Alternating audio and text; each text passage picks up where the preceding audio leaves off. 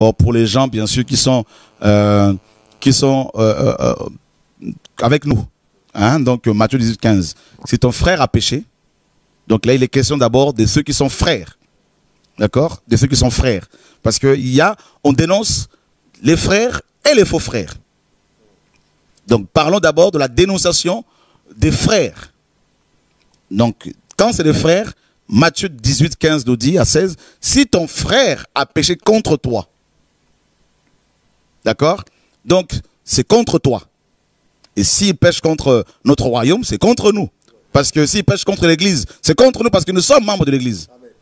Donc, s'il pêche contre toi, en volant un frère, par exemple, pour dire les choses clairement, en volant une église, en volant les frères, en blessant, en dépouillant les gens, en couchant avec des filles, on entend cela, on va voir la personne, on va la confronter. Si les preuves sont avérées exactes, si la plainte s'est avérée exacte, la personne se repent, on prie pour elle.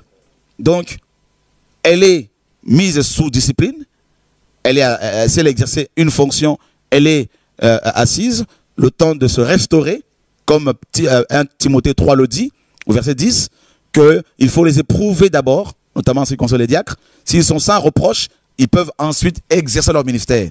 Donc si le frère ou la sœur qui a commis le péché est reprise et qu'elle a accepté la reprimande, elle va s'asseoir pendant quelques temps. Ensuite, on va prier pour ça. Si elle est vraiment, le Seigneur nous dit clairement que son cœur est restauré, il reprend son activité. Mais si la personne refuse la reprimande, eh bien là, on prend des témoins.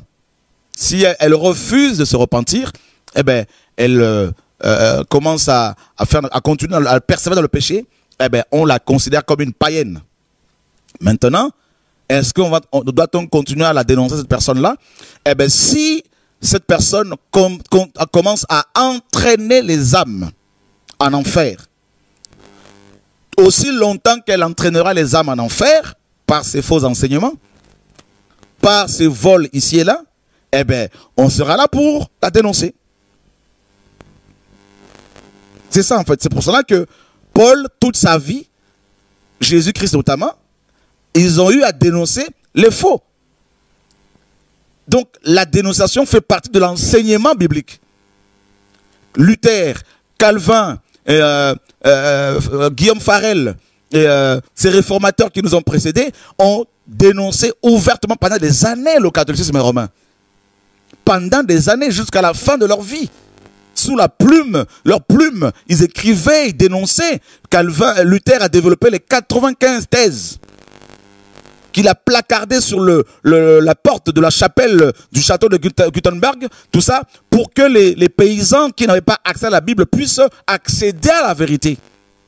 Nous avons aujourd'hui la Bible entre nos mains, nous pouvons nous en procurer facilement, mais il y a des gens qui ont laissé leur vie pour que nous ayons ce livre. On ne se rend pas compte.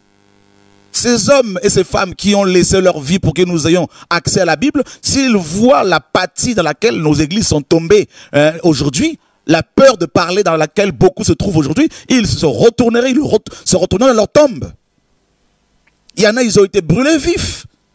Parce qu'on leur disait abdiquer, à renoncer à Jésus. Ils refusaient, ils ont été brûlés vifs. Ils ont dénoncé ouvertement le péché tout au long de leur vie. Certains pères de l'Église ont combattu jusqu'à la fin de leur vie les hérésies. Beaucoup de chrétiens ne se rendent pas compte parce que beaucoup ne connaissent pas l'histoire. Et beaucoup sont malheureusement mal enseignés.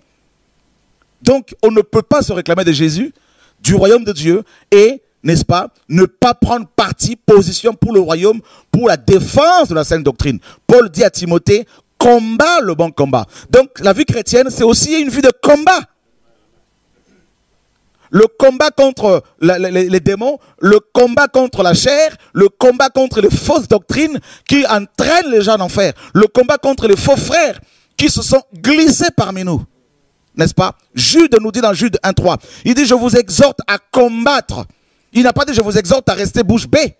Je vous exhorte à rester dans le silence en disant, Dieu va faire. Il dit, je vous exhorte à combattre pour la foi qui a été transmise une fois pour toutes au sein. car il s'est glissé parmi vous des hommes, des impies, dont la condamnation est écrite depuis longtemps, qui renient notre maître et qui, n'est-ce pas, change la grâce de notre Seigneur en dérèglement.